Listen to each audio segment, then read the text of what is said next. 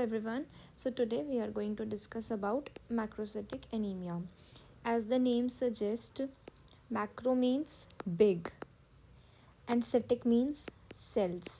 So in this case of anemia, we will see big cells um, in the case. Okay. So इस case में हमारा जो MCV होता है it is greater than 100. ये मैंने इंट्रोडक्शन में ऑलरेडी बता दिया था. मैक्रोसिटिक एनीमिया यूजुअली दो हमारी रीज़न्स होते हैं कि मैक्रोसिटिक एनीमिया हो. पहला और सबसे कॉमन और मेजर रीज़न क्या होता है कि विटामिन B9 जिसे हम कहते हैं फॉलिक एसिड या फॉलेट और विटामिन B12 जिसे हम कहते हैं कोबालमिन, इनकी डेफिशिएंसी अगर हो जाती है तो मैक्रोसिटिक एनीमिया हो जाता है. और रीज़न क्या है, हमें पता है कि for example this is the erythroblast. It will divide into 2 big cells और वो 2 सेल्स आगे जाके अपने 4 नॉर्मल साइज डॉटर सेल्स बनाते हैं. ये हमारे जो ये 4 सेल्स बने ना, these are normal RBCs. For example ये जस्ट एक केस है, ठीक है. तो ये नॉर्मल RBCs है. अब माइक्रोसिटिक एनीमिया में क्या होता था, इसको थोड़ा सा कंसेप्ट को अगर हम समझें, this is one cell, one big cell dividing into 2 big cells and वो आगे जाके ये हमारे नॉर्मल RBCs बन रहे हैं, राइट. जब हम बात करते थे माइक्रोसिटिक एनीमिया की, तो माइक्रोसिटिक एनीमिया में छोटे सेल्स प्रोड्यूस होते थे. क्यों? Because there was one extra division. ये जो थे ये और डिवाइड कर जाते थे और छोटे छोटे RBCs बन जाते थे. This was the case for microcytic anemia. The reason behind the microcytic anemia was one extra division. But what happens in the case of macrocytic anemia? There is one less division.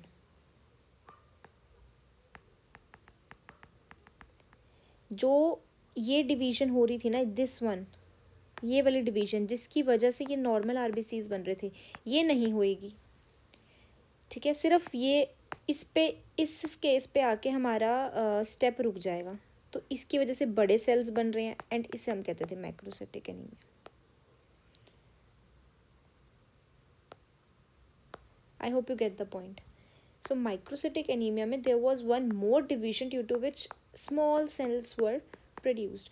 But in case of macrocytic anaemia there is one less division due to which big sized RBCs are produced. Another important thing to note over here is that one less division specifically signifies less DNA synthesis. What does it signifies? Less DNA synthesis. And it's really important to note over here. Okay. क्या वजह है कि majorly macrocytic anaemia क्यों होता है? जब DNA synthesis empire हो, जब DNA सिंथेसिस कम हो, ठीक है. ये हमारा बेसिक बैकबोन रहेगा यहाँ पे आगे के कंसेप्ट्स को समझने का. अब इसके कॉजेज़ क्या है, क्यों हो सकती है DNA सिंथेसिस कम? हमें पता है कि जो DNA सिंथेसिस होती है उसमें विटामिन B9 और B12 का बहुत ही मेजर रोल होता है. और वो क्या रोल होता है वो मैंने पीछे भी एक केस में बताया था, but I will repeat it over here, ठीक है. और उसके अलावा हमारा एल्कोहल, लिवर डिजीज़ या कुछ ऐसे ड्रग्स होते हैं जो DNA सिंथेसिस को इनहिबिट करते हैं, ठीक है. तो उसकी वजह से भी मैक्रोसिटिक एनीमिया हो सकता है. हम ये सारे कॉजेज़ को अच्छे से पढ़ेंगे क्योंकि सारा का सारा केस ही इस पे बेस्ड रहेगा. जो हमें केस बेस्ड क्वेश्चंस आते हैं वो सारे इसी कंसेप्ट के बेसिस पे आते हैं. पहले हम बात करते हैं विटामिन B9 और B12 डेफिशिएंसी के बारे में कि वो कैसे DNA सिंथेसिस को कम करते हैं. और उसको बताने से पहले एक और बात मैं बताना चाहूँगी कि हमारे पास जब भी macrocytic anaemia when it is due to vitamin B9 और B12 deficiency, then this type of macrocytic anaemia is called megaloblastic anaemia. Very important to note क्योंकि इसके ऊपर क्वेश्चंस आते हैं. क्योंकि ये भी मेगैलोब्लास्टिक एनीमिया भी एक मैक्रोसिटिक एनीमिया की टाइप है और macrocytic itself is of course macrocytic, है ना. तो दोनों ही केस में फ़र्क है, क्योंकि मेगैलोब्लास्टिक एनीमिया में ना कुछ स्पेसिफिक पॉइंट्स हमें देखने को मिलते हैं और एग्ज़ाम में कई बार वो स्पेसिफिक क्लिनिकल फीचर्स मेंशन कर देते हैं। जैसे कि हमें मेगैलोब्लास्टिक एनीमिया में देखने को मिलते हैं hyper segmented neutrophils, hyper segmented neutrophils. और ये न्यूट्रोफिल्स हमें जनरली मैक्रोसिटिक एनीमिया में देखने को नहीं मिलते, पर मेगैलोसिटिक में देखने को मिलते हैं, मेगैलोब्लास्टिक में। तो फिर उससे हम डिफ्रेंशिएट कर सकते हैं कि अगर हमें हाइपर सेगमेंटेड न्यूट्रोफिल्स दिख गए फॉर एग्जांपल, तो मतलब जो बीमारी है वो या तो विटामिन B9 की डेफिशिएंसी से हुई है या विटामिन B12 की वजह से हुई है। ठीक है, तो ये हम आगे पढ़ते हैं यहाँ पे, like not creating any mess. So हमारा जो मेजर प्रोसेस होता है वो ये होता है कि जो हमारा विटामिन B9 है इसे हम कहते हैं फॉलेट या फॉलिक एसिड। तो ये हमारे सीरम में, हमारे ब्लड में फॉलेट की फॉर्म में नहीं घूमता, ये इंस्टेड घूमता है मिथाइल THF की फॉर्म में। ठीक है, vitamin B9 which is folate in our serum circulates as methyl THF. Okay, and if this folate or this methyl THF has to participate in the DNA synthesis process, it needs to remove its methyl group. It's very necessary for THF to remove its methyl group so as to participate in the process of DNA synthesis. I hope you understand what I'm trying to say. कि अगर ये methyl group इस THF के साथ लगा रहेगा ना तो ये DNA सिंथेसिस में नहीं पार्टिसिपेट करता है। हमें पता है कि जब हम DNA सिंथेसिस की बात करते हैं उसमें स्पेसिफिकली एक प्रोसेस आता है पिरामिडीन सिंथेसिस का। ये थोड़ा बायोकेमिस्ट्री पोर्शन आ गया। और उस पिरामिडीन सिंथेसिस में क्या होता है कि ये THF आएगा और ये आगे जाके एक कार्बन यूनिट को डोनेट करता है अपनी, जिसकी वजह से एट द एंड DTMP बनेगा। ठीक है, और अगर ये जो DTMP है ये बनेगा ना तो DNA सिंथेसिस होएगी, या DNA रेप्लिकेशन मतलब ये करवाता है सबसे पहले, तो वेरी इंपॉर्टेंट। फिर ऑफ कोर्स उससे आगे DNA बनेगा रेप्लिकेशन से। फॉर एग्जांपल अगर ये THF ही नहीं है तो क्या ये अपना कार्बन यूनिट दे पाएगा? नहीं दे पाएगा। अगर कार्बन यूनिट यहाँ पे नहीं जाएगा तो क्या ये प्रोसेस होगा? नहीं होगा। तो क्या DTMP बनेगा? नहीं बनेगा। DNA रेप्लिकेशन होएगी? नहीं होएगी। DNA सिंथेसाइज होगा? नहीं होगा। तो THF बहुत ही इंपॉर्टेंट रोल प्ले करता है इस प्रोसेस में। ठीक है, तो किसी भी वजह से अगर ये THF वहाँ पे DNA सिंथेसिस के लिए नहीं पहुँचा, वो अपना एज अ प्रिकर्सर काम करता है, अगर वो नहीं पहुँचा तो प्रोसेस शुरू ही नहीं होएगा, क्योंकि ये पहली चीज़ है, ये नहीं जाएगा तो फिर कैसे काम होगा। फॉर एग्ज़ाम्पल अगर हमने आलू पूड़ी बनानी है लेकिन हमारे घर में आलू ही नहीं है, पूड़ी के लिए आटा ही नहीं है, तो क्या आलू पूड़ी बन जाएंगी? फॉर श्योर नहीं बनेंगी।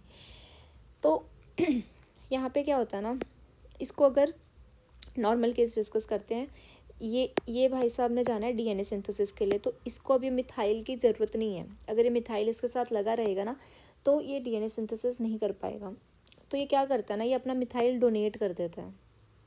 और ये पता है किसको डोनेट करता है? ये डोनेट करता है विटामिन B12 को। अब इस विटामिन B12 के साथ लग गया ये मिथाइल ग्रुप। अब ये जो विटामिन B12 भाई साहब है जिसका नाम है कोबालमिन, इसको भी कोई ज़रूरत नहीं है मिथाइल ग्रुप की। इसने क्या करना है मिथाइल ग्रुप का? तो ये क्या करता है, ये आगे से इसको डोनेट कर देगा। ये इसको पता है किसको डोनेट करता है? होमोसिस्टीन को। और जब ये मिथाइल ग्रुप होमोसिस्टीन के पास आ जाता है ना, तो होमोसिस्टीन के पास अगर मिथाइल ग्रुप लग रखा है, so this is called methionine. I hope you get the point. Vitamin B9 यानी कि फॉलेट हमारी बॉडी में, हमारे सीरम में मिथाइल THF की फॉर्म में सर्कुलेट करता है। whenever this THF has to participate in the process of DNA synthesis, it donates its methyl group to vitamin B12, and because vitamin B12 also not requires this methyl group, so it further transfers its methyl group to homocysteine, and homocysteine with this methyl group is called methionine. And this process is really important not just for the DNA synthesis but from another point of view. और वो ये है कि अगर vitamin B9 नहीं है या vitamin B12 नहीं है तो ये मिथाइल ग्रुप आगे ट्रांसफ़र नहीं होगा किस पे, होमोसिस्टीन पे, यानी मिथायोनिन नहीं बनेगा। और आपको पता है कि जो ये होमोसिस्टीन है ना, अगर ये ज़्यादा हो जाए हमारी बॉडी में तो ये पता है क्या करता है, जो हमारी एंडोथीलियल सेल होती है ना, एंडोथीलियल सेल्स होते हैं, एंडोथीलियल सेल वॉल को डैमेज करता है। और आपको पता है इसकी वजह से क्या होता है, it increases the risk of thrombosis. So ये बहुत ही इम्पॉर्टेंट केस है। इम्पॉर्टेंट इस नज़रिए से है कि दो चीज़ें इम्पेयर हो रही हैं, दो चीज़ें ख़राब हो रही हैं। अगर विटामिन B9 नहीं है या B12 नहीं है तो पहले तो DNA सिंथेसिस अच्छे से नहीं होएगी, दूसरा मिथाइल ग्रुप ट्रांसफ़र नहीं होगा, और अगर वो ट्रांसफ़र नहीं होगा तो ये होमोसिस्टीन बढ़ता जाएगा, वो मिथायोनिन में नहीं बनेगा। And high levels of homocysteine in the blood can damage the cell wall which can further increase the risk of thrombosis. And you know what is thrombosis? ये ब्लड वेसल है, इसमें thrombus clots बन जाएंगे, blood flow रुक जाएगा, जो भी tissue या ऑर्गन तक जा रहा है देयर वुड बी एस्कीमिया या एस्चीमिया, जो भी कहते हैं, ब्लड सप्लाई कम हो जाएगी, ब्लड सप्लाई कम हो जाएगी, ऑक्सीजन कम पहुंचेगी, it will lead to infection. अगर ये endothelial cell wall damage heart में होता है तो मायोकार्डियल इन्फेक्शन, हार्ट अटैक आ जाएगा बंदे को। अगर ये डैमेज ब्रेन में होता है, क्योंकि मेजरली हमारे इम्पॉर्टेंट वाइटल ऑर्गन्स में होगा ना, तो स्ट्रोक आ जाएगा बंदे को, भाई काम ख़त्म, जय माता दी, ख़त्म सब कुछ। सो बेसिकली बहुत ज़रूरी होता है विटामिन B9 और B12 का बॉडी में नॉर्मली प्रेजेंट रहना। तो जिन जिन लोगों में डेफिशिएंसी होती है they should take supplements for the same. Okay, I hope you get the point. तो ये हमारा बेसिक बैकबोन था कि विटामिन B9 और B12 क्यों ज़रूरी होते हैं DNA सिंथेसिस के लिए, ठीक है। और ये प्रोसेस इसमें तो कोई काम नहीं आएगा but generally it's really important, ठीक है। So if there is lack of folate और vitamin B12 it impairs the synthesis of DNA precursors. अब अगर सिंथेसिस कम होएगी तो ये चीज़ होएगी, there would be one less extra division, one less division due to which there would be big cells produce. Okay, due to impaired division there would be enlargement of RBC precursors. Okay, and this thing leads to megaloblastic anemia. Why I am not saying macrocytic anemia? Because vitamin B9 and B12 deficiency is causing the macrocytic anemia. Macrocytic anemia की type है megaloblastic anemia. megaloblastic anemia ये for example title है तो ये सब title है, ठीक है। मैक्रोसिटिक जनरल, किसी ने अल्कोहल पी, बहुत ज़्यादा अल्कोहल पीते हैं तो उसकी वजह से DNA सिंथेसिस कम होती है, ठीक है, तो मैक्रोसिटिक एनीमिया हो गया। किसी को लीवर डिजीज़ है उसकी वजह से मैक्रोसिटिक एनीमिया हो गया, ठीक है। कोई कैंसर थेरेपी भी है, जो कैंसर थेरेपी होती है ना, कैंसर थेरेपी पे 2 मेजर ड्रग्स कॉम्बिनेशन में दिए जाते हैं, मीथोट्रेक्सेट एंड 5 फ्लोरोयूरेसिल, और ये दोनों के दोनों DNA सिंथेसिस कम करते हैं। तो हमें पता है कि कैंसर ट्रीटमेंट में सिर्फ कैंसर सेल्स नहीं बल्कि जो नॉर्मल सेल्स होते हैं वो भी ख़राब हो जाते हैं, तो उसकी वजह से भी मैक्रोसिटिक एनीमिया हो सकता है। In any of the case अगर मैक्रोसिटिक एनीमिया हो रहा है तो उसकी वजह से क्या होगा, हमारे बिग RBCs प्रोड्यूस होंगे, ठीक है। बट अगर विटामिन B9 या B12 की डेफिशिएंसी से मैक्रोसिटिक एनीमिया हो रहा है तो हम उसको कहते हैं megaloblastic anaemia. Okay, I won't repeat this anymore. I hope you get the point. Okay, so इनकी कमी से बिग सेल्स प्रोड्यूसर जिसे हम कहते हैं मेगेलोब्लास्टिक एनीमिया। अब हम बात करते हैं मेगेलोब्लास्टिक एनीमिया के कुछ की फीचर्स। बहुत ही इंपॉर्टेंट है, बहुत ज़्यादा इंपॉर्टेंट है, क्योंकि पेपर में डायरेक्ट क्वेश्चन तो कोई नहीं आता है, वहाँ पे बस ये लिखा आ जाएगा कि एक पेशेंट है, ऐसे ऐसे ऐसे, हमने उसकी सारा सब कुछ करा, फिजिकल एग्जामिनेशन और टेस्ट वगैरह करे, तो ये रिज़ल्ट आया 1 2 3, बताओ क्या है। तो फिर वहीं पे फंस जाएंगे, भाई लैब फाइंडिंग्स ये दे रखी है, ये ही नहीं पता कैसे निकालनी है, तो है ना। It's important to know how to interpret the lab findings. सबसे पहली चीज़ जो मैंने ऊपर बताई थी वो होती है हाइपर सेगमेंटेड न्यूट्रोफिल्स।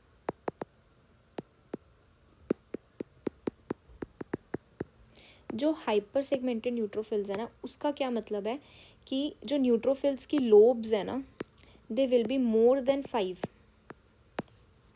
ठीक है, अगर 5 से ज़्यादा लोब्स के न्यूट्रोफिल्स हमें दिख रहे हैं ना कहीं पे, नॉर्मली 3 से 5 होती हैं, मतलब 3 या 4 है ना, पर अगर 5 होगी, 5 से ज़्यादा होगी ना, मतलब 7 9 8 है ना, देन इट मीन्स दिक्कत है।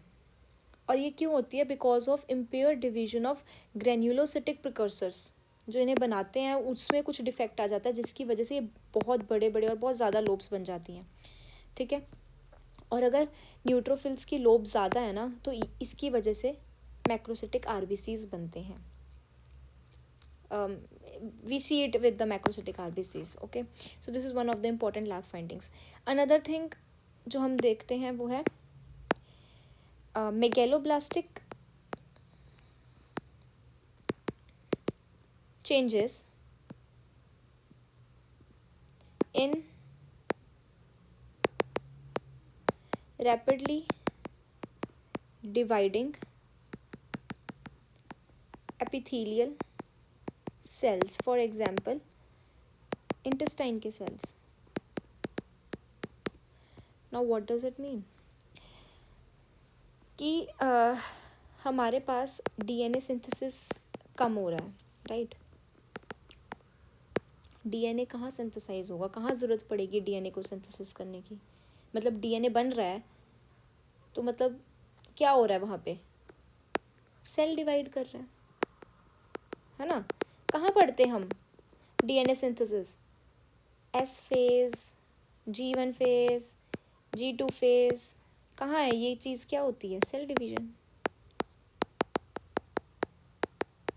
Okay, it is cell division. So what happens is, जो भी ये मेगैलोब्लास्टिक चेंजेस होते हैं ये हमें रैपिडली डिवाइडिंग सेल्स में दिखने को मिलते हैं। जैसे कि अगर इंटेस्टाइनल सेल्स को देखा जाए, जहाँ पे हमेशा ही सेल डिवीजन हो रही होती है। क्यों? क्योंकि भाई हम खाना खाते हैं और सबसे ज़्यादा कोलोन हमारा काम करती है, सबसे ज़्यादा एब्जॉर्प्शन वहाँ होती है, तो वहाँ पे हमेशा ही सेल्स दिखते हैं। ठीक है, तो वहाँ पे अगर हम टेस्ट करेंगे तो हमें वहाँ पे ये चीज़ देखने को मिलेगी, हाइपर सेगमेंटेड न्यूट्रोफिल्स। इसके अलावा जो टंग होती है, टंग में हमेशा ये मतलब there are rapidly dividing epithelial cells present in the tongue. So जो टंग है ना, टंग में ये चेंजेस देखने को मिलेंगे, इसकी वजह से टंग में इन्फ्लामेशन हो जाती है। और आपको पता है जब भी हमारी जीभ पे इन्फ्लामेशन होएगी तो वो कैसी हो जाएगी? एकदम लाल, कुछ खाया नहीं जाएगा बंदे से। तो उसको पता क्या कहते हैं? उसे कहते हैं ग्लोसाइटिस। तो इस केस में हमें पेशेंट की एकदम लाल जीभ दिखेगी, एकदम इन्फ्लेम्ड, जिसे हम कहते हैं glossitis. Okay, so these are the, I'm really sorry, these are the major findings which we could see. Hypersegmented neutrophils specifically in the rapidly dividing cells, for example in the tongue, in the intestine. अब हम बात करते हैं कि vitamin B9 deficiency से, vitamin B9 deficiency और vitamin B12 deficiency में क्या फ़र्क है। जब हम बात करते हैं विटामिन B9 डेफिशिएंसी की, तो हमें पता होना चाहिए कि मेजरली जो फॉलेट है यानी विटामिन B9 है वो हमारी डाइट से लिया जाता है। यही विटामिन B12 और विटामिन B9 में डिफरेंस क्रिएट करते हैं, वो मैं यहाँ पे आगे बताऊँगी। विटामिन B9 में क्या होता है ना, विटामिन B9 हम ग्रीन वेजिटेबल्स या फिर हमारा फ्रूट्स होते हैं कुछ स्पेसिफिक, जिसमें से हम विटामिन B9 ले सकते हैं। पर जिन लोगों की डाइट अच्छी नहीं है, जैसे कुछ ऐसे बच्चे जो कि ग्रीन वेजीज खाते ही नहीं है, उसमें क्या होगा, विटामिन B9 कम हो जाएगा। तो विटामिन B9 की डेफिशिएंसी से आगे कुछ और हमारे पास कॉम्प्लिकेशंस हो सकती हैं। और एक और इम्पॉर्टेंट पॉइंट कि ये जो विटामिन B9 है ना, ये हमारा कहाँ पे एब्जॉर्ब होता है, जेजनम में। बहुत इम्पॉर्टेंट, जेजनम में। अभी तक हम पढ़ रहे थे पीछे कि ड्योडेनम में अब्जॉर्प्शन हो रही है या कहीं पे है ना, कहीं और जगह पे हो रही है, लेकिन विटामिन B9 जेजनम में एब्जॉर्ब होता है। अब एक और इम्पॉर्टेंट पॉइंट कि जो हमारा विटामिन B9 है ना, हमें इसका इनटेक रेगुलर रखना चाहिए। मतलब ऐसा नहीं है कि अगर तुम सप्लीमेंट्स भी ले रहे हो, तुम में डेफिशिएंसी है, तुमने 2 दिन 3 दिन है ना, मतलब 1 महीना कंटिन्यूसली खाया, उसके बाद तुमने बंद कर दी। क्योंकि क्या होता है कि जो विटामिन B9 होता है ना, इसकी डेफिशिएंसी बहुत जल्दी हो जाती है, क्योंकि हमारी बॉडी में विटामिन B9 के स्टोरेज साइट्स नहीं हैं, ठीक है। जबकि जब हम विटामिन B12 की बात करते हैं तो वो हमारी बॉडी में स्टोर होता है, पर B9 इतना प्रोमिनेंटली नहीं स्टोर होता, ठीक है। In our body, the body stores for the the storage site for the vitamin B9 is minimal, okay. So अगर किसी की डाइट अच्छी नहीं है तो विटामिन B9 की डेफिशिएंसी हो जाएगी। मेजर कॉज यही रहता है इसकी कमी का। किसकी डाइट अच्छी नहीं होती, someone who is not eating green veggies, okay. या फिर एल्डरली पीपल, बिकॉज थोड़ी उनकी गट हेल्थ वीक हो जाती है ना बड़े बुजुर्गों में, है ना, तो उसकी वजह से here is the decreased absorption. Elderly, again जो एल्कोहलिक्स होते हैं, ठीक है, तो उनमें बहुत ही कॉमनली देखने को मिलती है ये deficiency. Second important point, whenever there is a condition in our body which requires increased demand।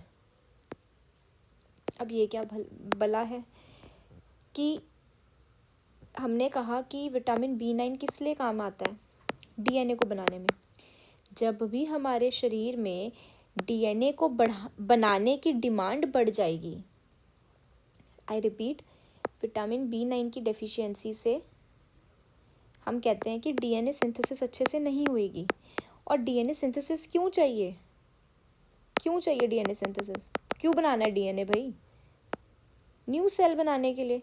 तो जब भी हमारी बॉडी में रेप्लिकेशन, डिवीजन, सेल डिवीजन हो रही है, बेसिकली डिमांड बढ़ेगी, मतलब बॉडी में किस चीज़ की, विटामिन B9 की, तो उस केस में हमें विटामिन B9 ज़्यादा चाहिए। अब ऐसे कौन से केस होते हैं भाई जहाँ पे हमें सेल बनाना है, ज़्यादा से ज़्यादा सेल बनाने हैं,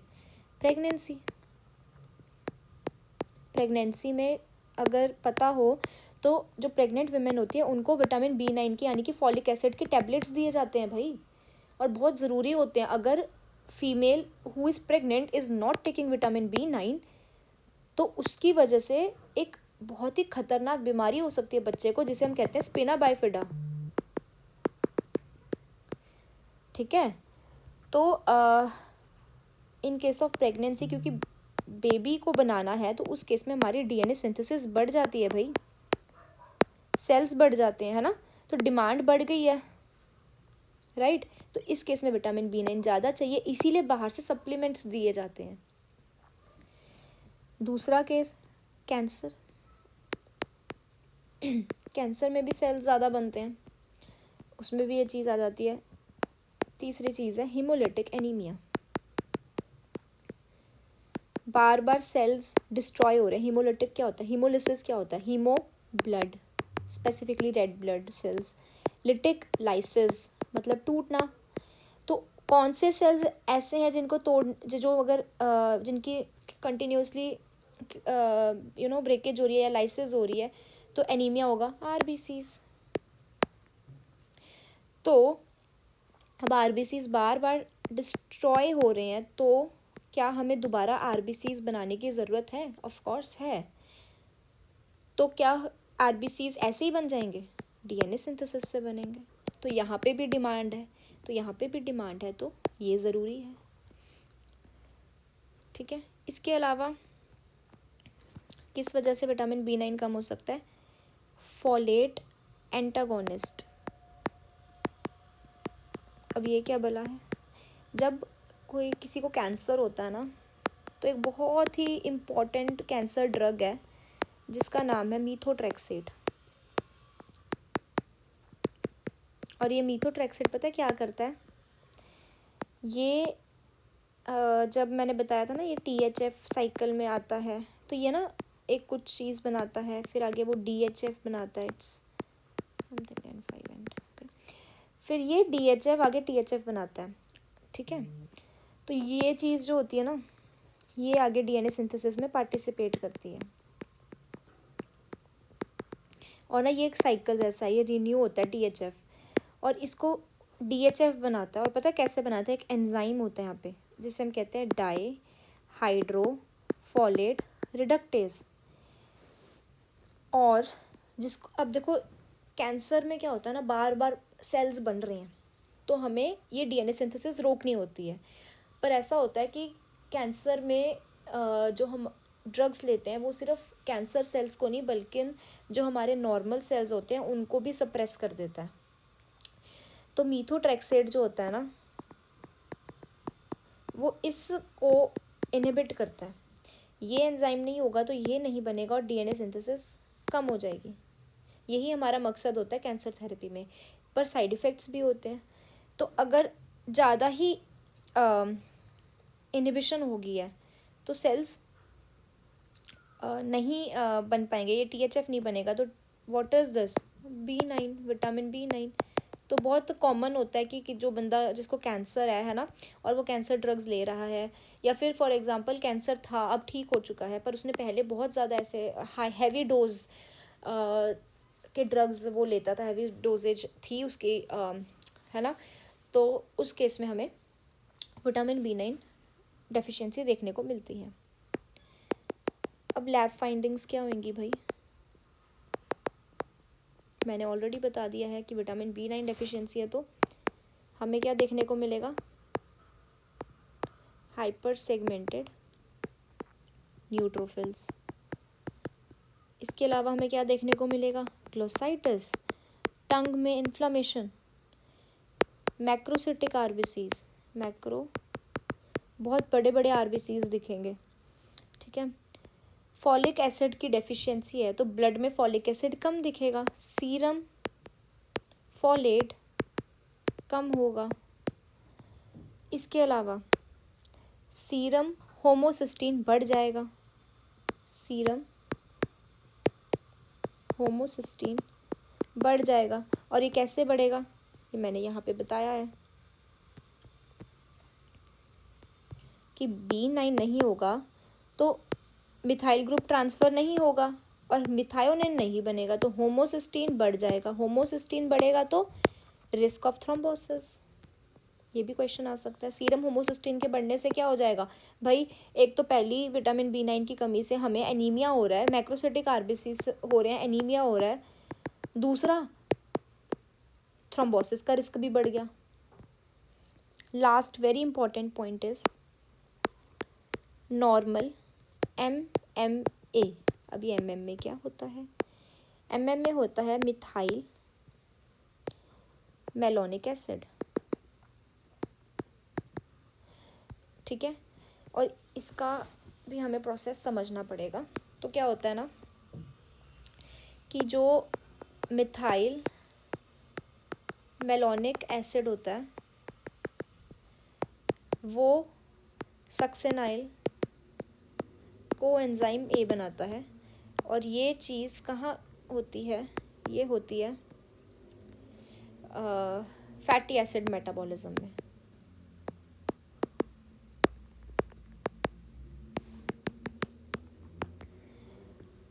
और ये कन्वर्जन कौन कराता है? Vitamin B12। अब यहाँ पे क्या विटामिन B12 की डेफिशिएंसी पढ़ रहे हैं हम? नहीं, किसकी पढ़ रहे हैं? B9 की। तो मतलब ये चीज़ नॉर्मल है, इसकी कोई कमी नहीं है। लेकिन यही डिफरेंट होता है विटामिन B12 की डेफिशिएंसी में, उसमें ये चीज़ नहीं होती, तो मिथाइल मेलोनिक एसिड ज़्यादा हो जाता है। ठीक है, तो यहाँ पे ये चीज़ रहती है। यहाँ पे हमारा विटामिन B9 डेफिशिएंसी का कॉन्सेप्ट ख़त्म होता है। अब हम पढ़ते हैं कि हमें विटामिन B12 डेफिशिएंसी में क्या ज़रूरी बातें जाननी है। ओके, जो विटामिन B12 होता है ना, ये ज़्यादातर मीट या एग्स जो होते हैं उनसे मिलता है, एनिमल डिराइव्ड प्रोटीन है।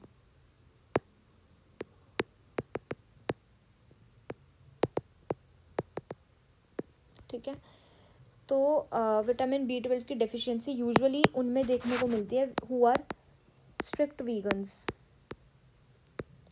vegans with who are not even taking the supplements। ठीक है, अब इसका प्रोसेस ये होता है कि हमने विटामिन बी हमने चाहे सप्लीमेंट लिया है, जो भी खाने से हमें मिला, विटामिन B12 आया हमारे माउथ में, वहाँ पे सलाइवरी ग्लैंड सिक्रीट करते हैं एक बहुत ही इंपॉर्टेंट कॉम्प्लेक्स जिसे हम कहते हैं आर बाइंडर। ये हमारा सलाइवरी ग्लैंड सिक्रीट करता है, और ये जो आर बाइंडर होता है ना, ये विटामिन B12 से बाइंड कर जाता है। ठीक है, और ये विटामिन B12 से बाइंड करता है, फिर ये माउथ में बाइंड करने के बाद ये आगे बढ़ते हैं स्टमक में। स्टमक से ये जाते हैं इंटेस्टाइन में, और इंटेस्टाइन का सबसे पहला पार्ट है ड्यूडेनम। जब ये ड्यूडेनम में पहुंचते हैं तो क्या होता है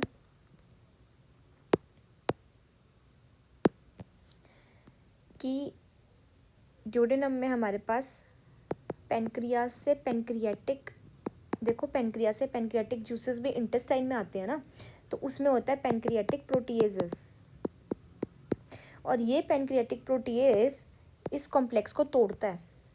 अब ये अगर ये कॉम्प्लेक्स टूट गया तो विटामिन B12 फ्री हो गया, ये ड्यूडेनम में हुआ। ठीक है, अब हमें पता है कि स्टमक से एक चीज़ रिलीज होती है जिसे हम कहते हैं इंट्रिंसिक फैक्टर, है ना। स्टमक से एक और चीज़ रिलीज होती है जिसे हम कहते हैं गैस्ट्रिक पेरिएटल सेल्स। तो ये जो गैस्ट्रिक पेरिएटल सेल्स होते हैं ना, वो बेसिकली इंट्रिंसिक फैक्टर को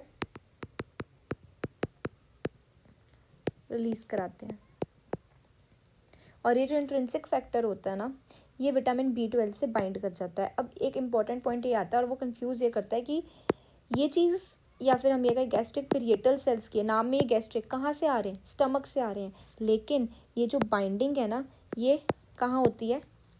ड्यूडेनम में। ठीक है, जब विटामिन B12 इंट्रिंसिक फैक्टर से बाइंड कर जाता है, अब ये एब्जॉर्ब हो सकता है हमारी बॉडी में, और इसकी जो एब्जॉर्प्शन है ना, वो होती है इलियम में, terminal ileum to be specific. Okay, so what happens is, I want to repeat the steps. Salivary gland enzymes liberate vitamin B12, which is bound to R binder, which is also from the salivary gland. It is also produced from the salivary gland, and then this vitamin B12 and R binder complex is carried through the stomach. What happens over there? From stomach it further travels to duodenum.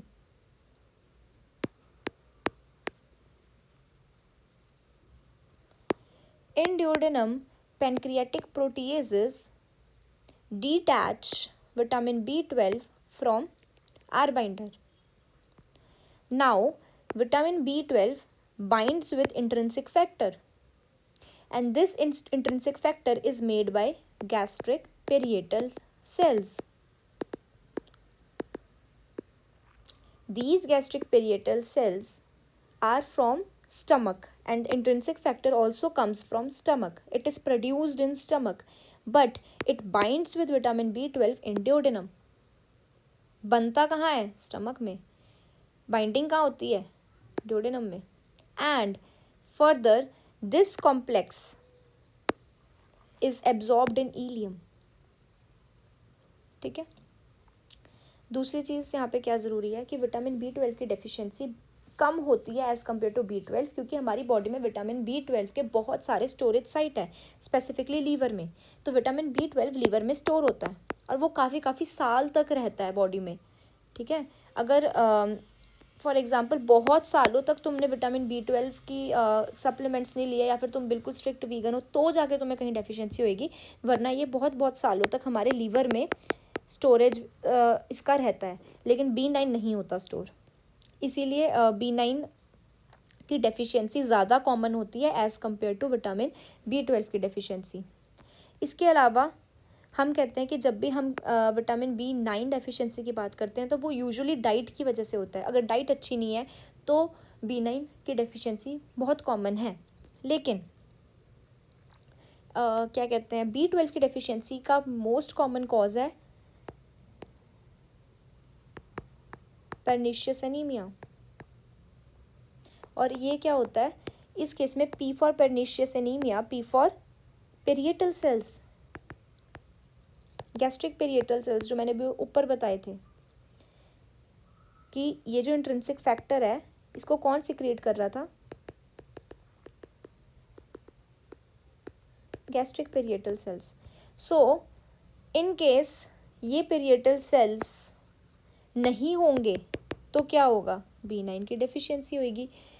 तो क्या होता है ना, पेरिनिशियस anaemia एक autoimmune disorder है और इसमें क्या होता है कि हमारा इम्यून सिस्टम ओवर एक्टिव होके जो हमारे गैस्ट्रिक पेरिएटल सेल्स होते हैं इनकी डिस्ट्रक्शन करनी शुरू कर देता है, इनको डिस्ट्रॉय कर देता है, जिसकी वजह से इंट्रिंसिक फैक्टर नहीं आ पाता. ये क्या करता था? इंट्रिंसिक फैक्टर बनाता था ना, तो इसकी वजह से हमारा इंट्रिंसिक फैक्टर नहीं आएगा, नहीं होगा. तो क्या होगा? पेरिनिशियस एनीमिया, इसे हम कहते हैं पेरिनिशियस एनीमिया. और इसकी वजह से क्या होगा? विटामिन B12 की डेफिशिएंसी. दूसरी चीज़, अगर पैनक्रियाटिक इनसफिशिएंसी है,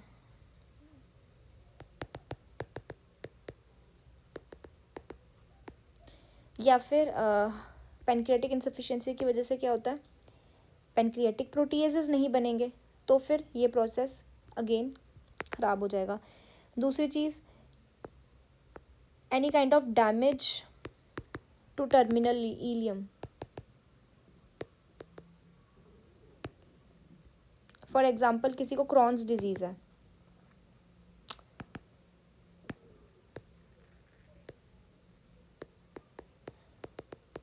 ठीक है, तो इस केस में मतलब किसी को क्या कहते हैं कोलोन रिलेटेड इश्यूज़ हैं, तो उस केस में एब्जॉर्प्शन नहीं हो पाएगी. ठीक है. या तो पेरिएटल सेल्स नहीं बन रहे हैं इन केस ऑफ पेर्निशियस एनीमिया, या तो पेनक्रियाज में कोई इनसफिशिएंसी की वजह से प्रोटीएजेस नहीं प्रोड्यूस हो रहे हैं, या फिर इलियम में किसी भी तरह का डैमेज है जिसकी वजह से एब्जॉर्प्शन कम हो रही है. इसके अलावा डाइटरी डेफिशिएंसी रहती है, पर ये बहुत ही रेयर होती है. ज़्यादातर देखने को कहाँ मिलती है? स्ट्रिक्ट वीगन्स में. ठीक है, तो उनमें ये दिक्कत हो सकती है. अब इसकी लैब फाइंडिंग्स क्या आती हैं?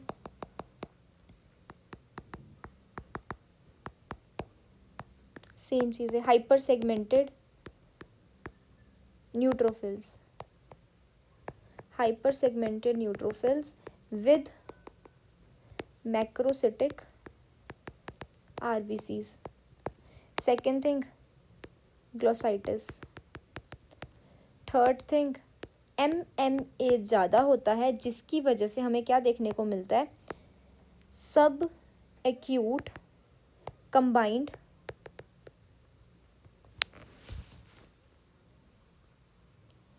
डीजेनरेशन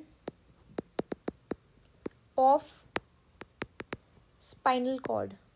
अब ये क्या बोला है, देखो विटामिन B12 ना हमारी बॉडी में सिर्फ दो इंपॉर्टेंट मैकेनिज्म्स में काम आता है। एक तो मैंने जो ऊपर बताया था जिसमें ये होमोसिस्टीन बनाता है, ठीक है, होमोसिस्टीन मिथायोनिन बनाता है स्पेसिफिकली टू से। और दूसरा ये कि ये MMA मैंने ऊपर बताया था उसको कन्वर्ट करता है सक्सेनाइल कोएंजाइम A में, ठीक है। और ये फैटी एसिड मेटाबॉलिज्म में होता है। अगर MMA ज़्यादा हो जाता है, जिसे हम कहते हैं मिथाइल मेलोनिक एसिड ज़्यादा होता है, तो ये जो जो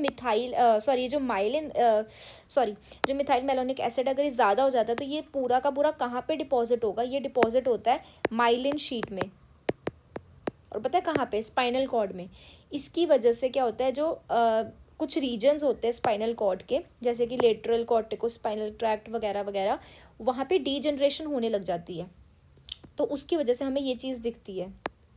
So basically accumulation of methylmalonic acid within the myelin of the spinal cord causes the degradation or degeneration of certain regions of spinal cord, and it is called subacute combined degeneration of spinal cord. I hope you get it.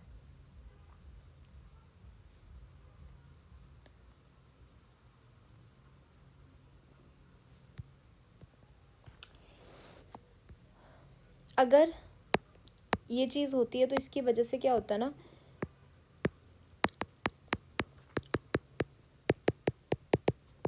Pen, touch, proprioception है ना, pen, touch या vibratory sensations कम हो जाती हैं,